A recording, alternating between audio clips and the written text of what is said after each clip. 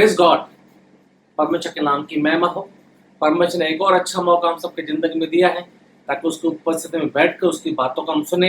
मैं परमेश्वर को धन्यवाद देता हूँ। सुनने वाले हर एक भाई और बहन को यीशु मसीह के नाम में मेरा सलाम। आज हम एक बार फिर से परमेश्वर की बातों को सुनने के लिए जा रहे हैं। ध्यान से सुनना। आज का वचन जो ध्यान से सुनेगा, समझेगा, उसके हिसाब से चलेगा, आज ही उसकी जिंदगी में आशीष आने वाली है।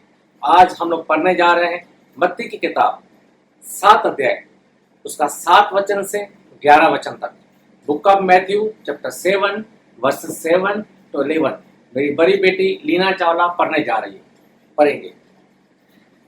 मांगो तो तुम्हें दिया जाएगा, मांगो तो तुम्हें दिया जाएगा, ढूंढो तो तुम पाओगे, जी खटखटाओ तो तुम्हारे लिए खोला जाएगा। जी। क्योंकि जो कोई मांगता है उसे मिलता है, ध्यान से सुनना है। जो कोई मांगता है उसे मिलता है, और जो ढूंढता है वो पाता है, जी। और जो खटखटाता है उसके लिए खोला जाएगा। जो खटखटाता है उसके लिए खोला जाएगा। और आगे, तुम में से ऐसा कौन मनुष्य है कि यदि उसका पुत्र उससे रोटी मांगे तो वो उसे पत्थर दे? तुम में से ऐसा कौन मनुष्य है जब उसका पुत्र उससे रोटी मांगे तो उसको पत्थर दे। कोई भी बाप अपने बच्चों को रोटी मांगने से रोटी ही देता है, पत्थर नहीं देता है। और आगे, या मछली मांगे तो उसे सांप दे? मछली के बदले में सांप नहीं देता है। अतः जब तुम बुरे होकर अपने बच्चों को अच्छी वस्तुएं देना जानते हो तो तुम्हारा स्वर्गीय पिता अपने मांगने वालों को अच्छी वस्तुएं क्यों न देगा? अपने मांगने वालों को अच्छी वस्तुएं क्यों न देगा। तुम बुरे होकर परमेश्वर का वचन कहता है, तुम बुरे होकर भी अपने बच्चों के लिए अच्छा सोचते हो। गलत काम करते हुए भी अपने बच्चों को कोई तकलीफ नहीं आए ऐसा सोचते हो। सारी उल्टी सीधी बातें करते हुए भी कभी भी नहीं चाहते हो मेरे बच्चों की जिंदगी में कोई तकलीफ आए। दूसरों को तकलीफ देना, झूठ बोलना, लालच करना, दूसरों को परेशान करना, सब करते हुए भी कभी भी कोई भी दुनिया का बाप नहीं चाहता है मेरे बच्चे की जिंदगी में कोई भी तकलीफ आए। मेरे बच्चों को मैं अच्छे से अच्छा चीज दूं। परमेश्वर का वचन में लिखा हुआ है, अगर तुम दुनिया के लोग होकर भी अपने बच्चों के लिए अच्छा सोचते हो तो मैं हेवनली फादर, स्वर्गीय पिता, तुम लोगों के लिए अच्छा क्यों नहीं सोचूंगा। तुम्हारे मांगने से तुम्हें अच्छा चीज क्यों नहीं दूंगा। Praise God. हमारा परमेश्वर हमको प्यार करता है, हमें आदमी छोड़ने वाला नहीं है। आखिर तक हमारी रक्षा करने वाला है, हमारी जरूरतें पूरी करने वाला है। हम ये बातों को कुछ एग्जाम्पल से देखते हैं। एक बोर्डिंग स्कूल में 2 बच्चे पढ़ते हैं। बच्चे बहुत सारे पढ़ते हैं लेकिन जो 2 बच्चे आपस में फ्रेंड्स हैं। एक अनाथ है, एक के अच्छे पेरेंट्स हैं। हर महीने में स्कूल का फीस होता है या 6 महीने में स्कूल का फीस होता है, जो भी होता है, हर महीने में बच्चों की जरूरतें होती है। तो जिसके पेरेंट्स है वो क्या करते हैं, हर महीने में पहले वीक में आके उसको बहुत कुछ देके जाते हैं। जो उसकी जरूरत की चीजें हैं वो भी देते हैं, जो जरूरत की चीज नहीं है हो सकता है उसको जरूरत पड़े वो भी देके जाते हैं। उसका फीस वगैरह होगा, बुक्स होंगे, कपड़े होंगे, बहुत कुछ उसको देके जाते हैं। लेकिन उसका जो फ्रेंड है जिसके पेरेंट्स नहीं है, बोर्डिंग स्कूल में पढ़ता है, फीस देने के लिए उसके पास पैसे नहीं है। पहला वीक चला गया, फीस नहीं दिया। दूसरा वीक चला गया, फीस नहीं दिया। प्रिंसिपल बोलता है, भाई आपका फीस नहीं आया है। वो एक अच्छा विश्वासी है, विश्वास के साथ प्रिंसिपल को बोलता है, आएगा, परमेश्वर है, काम करेगा, कुछ तो मिरेकल होगा। इस तरीके से उसकी एक सोच है। 15 तारीख हो गया, 17 तारीख हो गया, 20 तारीख आ गया। अचानक 22 तारीख को किसी ने आके उसका फीस भर दिया। किसी ने आके उसका फीस भर दिया, उसको जरूरत का सामान कुछ देके गया। कितना खुशी उसकी जिंदगी में होगा, कितना उसके चेहरे में एक चमक आएगा। हाँ, गॉड है, आज मेरी जिंदगी में काम हुआ है। तो एक बहुत बड़ा मिरेकल उसकी जिंदगी में हुआ। उसके लिए बहुत बड़ा मिरेकल है, जो उसके पास नहीं था किसी ने आकर उसको दिया। खुशी की बात है। लेकिन जो उसका फ्रेंड है, जिसके पेरेंट्स है, जब उसका फादर आकर उसका फीस भर के गया, उसको चीजें दे के गया, तो क्या उसके लिए वो मिरेकल है? नहीं। उसका फीस, अगर उसको पूछो भाई फीस आपका फादर ने दिया है, आपको अच्छे कपड़े दे के गया है, आपको अच्छे पैसे दे के गए, अच्छी चीजें दे के गए, बोला हाँ मेरा फादर है, वो मुझे दे के गए। तो उसका फादर उसको सब कुछ चीज दे के गया है, लेकिन जो ऑर्फन है, जो अनाथ है, जिसके पेरेंट्स नहीं है, जब उसका फीस आ गया, उसके लिए कितना बड़ा मिरेकल है। लेकिन जिसके पेरेंट्स है, उसके लाइफ में फीस और दूसरी चीजें बिल्कुल भी मिरेकल नहीं है। Praise God. बहुत सारे लोग अपने आप को बिलीवर कहते हैं और मिरेकल की उम्मीद में बैठे रहते हैं। कुछ बड़ा काम मेरी जिंदगी में होगा, कुछ अच्छा आशीष मेरी जिंदगी में आएगा, कुछ छप्पर फाड़ के मुझे मिलेगा, इंतजार करते हैं मिरेकल का, बैठे रहते हैं। Praise God. लेकिन जो बच्चे के पेरेंट्स है, जो बच्चे का फादर है, वो मिरेकल के भरोसे नहीं बैठता है। Praise God. हम लोग अपने आप को परमेश्वर का कहते हैं। यीशु के वजह से हमें परमेश्वर का बेटा और बेटी होने का अधिकार मिला है। हम लोग परमेश्वर के बच्चे हैं।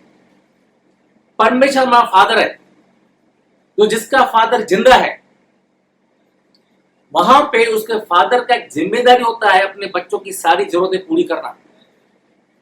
हमारी जिंदगी में हम क्या खाएंगे, क्या पिएंगे, कहाँ रहेंगे, उस सारी चीजों में हमें फिक्र करने की जरूरत नहीं है। मेरा फादर है, मेरी जिंदगी की जरूरतों के लिए फिक्र करना मेरे फादर का काम है, मेरे पिता का काम है, वो मेरा काम नहीं है। लेकिन फिर भी दुनिया में बहुत सारे लोग जो अपने आप को बिलीवर कहते हैं, फिर भी मिरेकल के इंतजार में रहते हैं। कुछ मिरेकल होगा, तकलीफें हैं, परेशानियां हैं, समस्या है, और इंतजार करते हैं कहीं से तो मिरेकल होगा, कुछ अच्छा मुझे मिलने वाला है। Praise God. हम लोग अगर अपने आप को बिलीवर कहते हैं, मेरा फादर, स्वर्गीय फादर जिंदा है, तो मैं मिरेकल के इंतजार में बिल्कुल नहीं बैठूंगा, क्योंकि मेरे फादर का जिम्मेदारी है अपने बच्चों का सारा जरूरत पूरा करना। यहां पे लिखा हुआ है, हम पढ़ते हैं स्वर्गीय फादर। तुम दुनिया के बुरे इंसान होकर अपने बच्चों के लिए अच्छा सोचते हो, तो हमारा स्वर्गीय फादर हम लोगों के लिए अच्छा क्यों नहीं सोचेगा? जरूर सोचेगा। हम अगर अपने आप को परमेश्वर का बेटा कहते हैं, परमेश्वर की बेटी कहते हैं, तो मेरे पिता का फर्ज है, मेरे फादर का फर्ज है मेरी जरूरतें पूरी करना। लेकिन फिर भी मेरी जिंदगी में तकलीफ है। इसका कारण क्या है? अगर आप लोग देखेंगे, कहीं पर भी अमीर बाप के गरीब बच्चे नहीं होते हैं। कहीं पर भी दुनिया में देखो, अमीर बाप के गरीब बच्चे नहीं होते हैं। और खास करके ऐसा फादर, ऐसा बाप जो बहुत सारे लोगों को दान करता रहता है, बहुत अमीर है, धार्मिक पिता है, राष्ट्रबाज है, और ऐसे राष्ट्रबाज पिता के, राष्ट्रबाज बाप के गरीब बच्चे कभी नहीं होते हैं। अगर अच्छे राष्ट्रबाज बाप के गरीब बच्चे हैं, इसका मतलब क्या है? बच्चे की जिंदगी में कोई ना कोई कमी रहेगा, बच्चे के अंदर कोई ना कोई खोट रहेगा, बच्चे का लाइफ सही नहीं होगा। इसके वजह से बच्चे की जिंदगी में तकलीफ आता है। लेकिन जो बच्चा सही तरीके से अपने बाप का हुक्म मानता है, अपने पिता की आज्ञाओं का पालन करता है, तो पिता उसको बोलता है ये सब तुम्हारा है, हर एक चीज के ऊपर तुम्हारा अधिकार है। इसी तरीके से अगर हम भी सही तरीके से अपने पिता का, अपने बाप का, अपने परमेश्वर का कहा मानते हुए, उसके हुक्म को मानते हुए, उसकी आज्ञाओं का पालन करते हुए, उसकी बातों को समझकर वो क्या चाहता है वो करेंगे, तो जिंदगी में खुशियां अपने आप आएगा। मैं अगर अपने आप को बिलीवर कहता हूं, बाइबल में लिखा हुआ है यीशु मसीह ने हमें परमेश्वर की संतान होने का अधिकार दिया है। तो अगर मैं परमेश्वर की संतान हूं, परमेश्वर का बेटा हूं, परमेश्वर की बेटी हूं, तो जो कुछ मेरे बाप का है वो सबके ऊपर मेरा अधिकार है। और मेरा बाप कमजोर नहीं है, मेरा बाप गरीब नहीं है, मेरे बाप के घर में हर एक अच्छी खुशी है, वो खुशी मेरी है। Praise God. मेरे बाप के घर में हर एक अच्छी खुशी है, हर एक अच्छी ब्लेसिंग्स है, वो मेरी है। मुझे ब्लेसिंग्स के पीछे भागने की जरूरत नहीं है। मुझे सिर्फ अपने बाप का एक आज्ञाकारी बेटा होकर आगे बढ़ना है। बाप क्या चाहता है, उसकी इच्छा क्या है, वो क्या करना चाहता है, बस हमें उसके हुक्म को मानना है। जैसे उसके हुक्म को मानते हुए चलेंगे तो जो सब मेरे बाप का है वो सबके ऊपर मेरा अधिकार है। मुझे आशीषों के पीछे भागने की जरूरत नहीं है, आशीष खुद मेरे पीछे पीछे आएगी। पूरा दुनिया मेरे बाप का कहा मानती है, पूरा दुनिया मेरे बाप के कहने से चलती है, पूरा दुनिया मेरे बाप का है। जो मेरे बाप का है वो सब मेरा है। अमीर बाप के गरीब बच्चे कभी नहीं होते हैं। अगर सही तरीके से परमेश्वर का कहा मानते हुए हम लोग जिंदगी में आगे बढ़ेंगे, हमारी जिंदगी में किसी भी अच्छी चीज की कमी कभी नहीं होगी। बाइबल में लिखा हुआ है, रोमों की किताब 8 अध्याय उसका 32 वचन, रोमन्स चैप्टर 8 वर्स 32, वहां पे ऐसा लिखा हुआ है, परमेश्वर कहता है मैंने तुमसे इतना प्यार किया, अपना बेटा तक दे दिया, अपना इकलौता बेटा तक दे दिया, तो क्या मांगने से और कोई चीज नहीं दूंगा? बेटे से बढ़कर कोई चीज होती है? नहीं।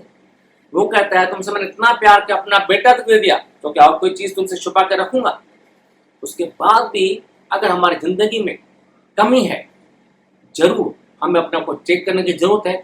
मेरे अंदर ही कुछ गड़बड़ी होगा, मेरे लाइफ में कुछ परेशानी होगा, मैं सही परमेश्वर के हुक्म के हिसाब से नहीं चलता रहूंगा।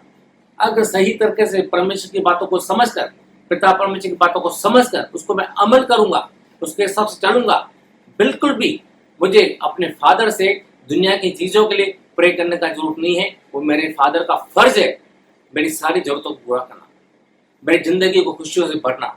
जब भी मेरी जिंदगी में खुशियां होगी, मैं रास्ते में चलूंगा, मेरे चेहरे में चमक रहेगा। जब भी लोग देखेंगे भाई इसके जिंदगी में खुशियां दिख रही है, इसके चेहरे में चमक दिख रहा है, वो देखेंगे भाई कैसे, तब उनको मालूम पड़ेगा इसका फादर जो है जिंदा है, अभी भी जिंदा है, उसको आशीष करता है, उसको खुशियों से बढ़ता है। मेरी जिंदगी को देखकर, मेरे चेहरे को देखकर मेरे पिता परमेश्वर की महिमा होती है, तारीफ होती है। अगर मेरी जिंदगी में तकलीफ है, मैं अपने आप को मसीह का कहता हूँ, और फिर भी मेरी जिंदगी में तकलीफ है, मैं बाहर जाऊंगा, दुनिया जैसे रोता है मैं भी वैसा रोऊंगा, जैसे दुनिया रिएक्ट करता है मैं भी करूंगा। तकलीफों में तकलीफ है। इसी तरीके से अगर मेरा जिंदगी चलेगा दुनिया के हिसाब से, तो दुनिया के लोगों में और मुझ में कुछ भी फर्क नहीं है। दुनिया के लोगों में मुझ में यही फर्क है, क्योंकि मेरा पिता, मेरा गॉड जिंदा है, वो मरा हुआ नहीं है, और वो काम भी करता है। उसका वायदा है मैं तुम्हें कभी अनाथ नहीं छोड़ूंगा, उसका वायदा है तुम्हें कोई घटी आने को नहीं दूंगा। आकाश के पंछियों को देखो, वे कुछ भी मेहनत नहीं करते, फिर भी हमारे स्वर्गीय पिता उनको खिलाता है। तुम्हारा सबका एक बाल भी गिना हुआ है। जो गॉड का डर पे मानते हैं उनके जिंदगी में कोई भी अच्छी चीज की घटी नहीं होगी। मैं तुम्हें कहीं पर भी शर्मिंदा होने को नहीं दूंगा। और परमेश्वर के वायदे हाँ और आमीन के साथ पूरे होते हैं। वो हमारा पिता है, हमसे ज्यादा विश्वास योग्य है। सिर्फ हमें उसके हुक्म का कहा मानना है, उसके हुक्म के साथ चलना है। खुशियां अपने आप मेरे पीछे पीछे आएगी। उसने प्यार किया, अपना बेटा तक दिया, क्या और कोई चीज नहीं देगा? सब देगा, हर एक अच्छा चीज देगा। सिर्फ अपने आप को बदलेगा, अपने आप को सही तरीके से परमेश्वर के हाथों में दे दो। सही तरीके से जानने का कोशिश करो मेरे बाप को पसंद क्या है, वो करने का कोशिश करो। कोई बड़ी बात नहीं है, बाइबल पढ़ना है, समझना है, उसके हिसाब से चलना है, आशीष अपने आप आएगा। कोई घट नहीं। मेरी जिंदगी में कमी घटी है, मेरे बाप की बदनामी है।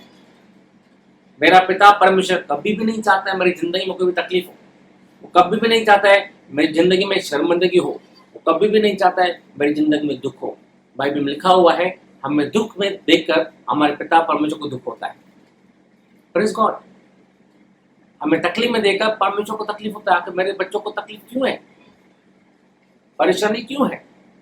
सही तरीके से अपने बाप का हुक्म समझते नहीं है, उसको मानते नहीं, ये एक परेशानी है। सिंपल, बैठो, बाइबल खोलो, पढ़ो, समझने का कोशिश करो और उसके साथ चलने की कोशिश करो। बिल्कुल भी दुनिया की बातों के लिए प्रे करने का जरूरत नहीं है। चीजें अपने आप मेरे पीछे पीछे आएगी। कोई तकलीफ नहीं हमारी जिंदगी में, हम तकलीफों को खुद क्रिएट करते हैं। मसीह जिंदगी खुशियों की जिंदगी है, मसीह जिंदगी आशीषित जिंदगी है, बरकतों से भरा हुआ है, इज्जत मान सम्मान का जिंदगी है। सिर्फ उसके हुक्म को मानना है, यीशु के जैसा बनने का कोशिश करना है। Praise God. आज के इस कलाम के हिसाब से, आज के इस वचन के हिसाब से हमारा परमेश्वर आप सबको आशीष करे। आइए अपनी आंखों को बंद करेंगे और प्रार्थना करेंगे। सब लोग सुनने वाले भाई और बहन अपनी आंखों को बंद करेंगे और मिलकर हम प्रार्थना करेंगे। धन्यवाद प्रभु जी, तारीफ हो, महिमा हो, स्तुति हो, आपके नाम की बड़ाई हो, आपके नाम का गौरव हो प्रभु जी। आप अच्छे हैं, आप प्यारे पिता हैं। आपके ऊपर भरोसा रखे, कभी कोई शर्मिंदा नहीं होता है। जिन्होंने भी आपको दृष्टि की, उन्होंने ज्योति पाई, उनका मुंह कभी भी काला नहीं होता है। आप अच्छे पिता परमेश्वर हैं, जो सही तरीके से आपके हुक्म को मानते हैं, उसकी जिंदगी में खुशियों की बारिश आप करते हैं। आप विश्वास योग्य हैं। धन्यवाद प्रभु जी। सुनने वाले हर एक भाई को, बहन को आपके बलवंत हाथों में सौंपता हूँ। उनकी जिंदगी में आशीष कर, उनका मन बदली होने दे, उनके अंदर आपकी बातों की समझ होने दे, आपका वचन पढ़ने के लिए इंस्पायर कर, ताकि सही तरीके से आपके वचनों को पढ़ें, उनको समझें, उनको अपनाएं, उसके अनुसार चलें और आपकी महिमा हर एक के द्वारा होने पाए। हर एक की जिंदगी में समस्या का समाधान होने दे, हर एक का बोझ और टेंशन निकल जाने पाए, हर किस्म की बीमारी से छुटकारा होने पाए, पूरी तरीके से आपकी शांति, आपकी खुशी हर एक की जिंदगी में आने पाए। कोई भी कमी कभी किसी की जिंदगी में न होने पाए। सारे सुनने वाले भाई और बहनों को यीशु मसीह के नाम से मैं आशीष करता हूँ। हर की जिंदगी को मैं खुशियों से भर देता हूँ। हर की समस्याओं का समाधान होने पाए यीशु के नाम से। सारी शैतान की चाल जो किसी भी भाई या बहन के खिलाफ है, वो सारी शैतान की चाल को मैं नष्ट करता हूँ यीशु के नाम से। हर एक भाई बहन को मैं आजाद करता हूँ यीशु के नाम से, और हर एक को मैं खुशियों से भर देता हूँ। धन्यवाद प्रभु जी, आपने हमारी सारी प्रार्थना को सुनकर जवाब दे दिया है। हम विश्वास करते, धन्यवाद प्रभु जी। ये सारी प्रार्थना यीशु मसीह के महान और पवित्र नाम से मांगते हैं। सब मिलकर कहेंगे आमीन। परमेश्वर आप सबको आशीष करे।